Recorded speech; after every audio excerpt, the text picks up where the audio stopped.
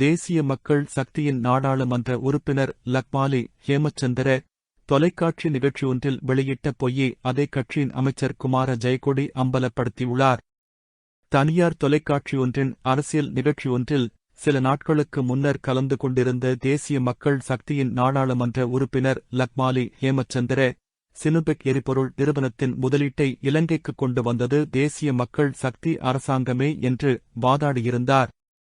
அந்த வகையில் மிகப்பெரும் முதலீடு ஒன்றை தேசிய மக்கள் அரசாங்கம் இந்நாட்டுக்கு கொண்டு வருவதில் வெற்றி கண்டுள்ளதாக அவர் கருத்து வெளியிட்டிருந்தார்.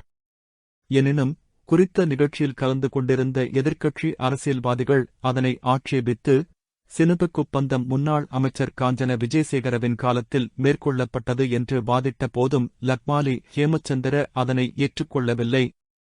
இந்நிலையில் அதே தொலைக்காட்சி அலைவரிசையின் இன்னொரு அரசியல் நிகழ்ச்சியில் கலந்து கொண்ட எரிசக்தி அமைச்சர் குமார ஜெயக்கொடி, சினுபெக் ஒப்பந்தம் முன்னாள் ஜனாதிபதி ரணில் விக்ரமசிங்க காலத்தில் அன்றைய அமைச்சர் காஞ்சன விஜயசேகரவினால் கொண்டு வரப்பட்டது என்பதை ஒப்புக்கொண்டார்.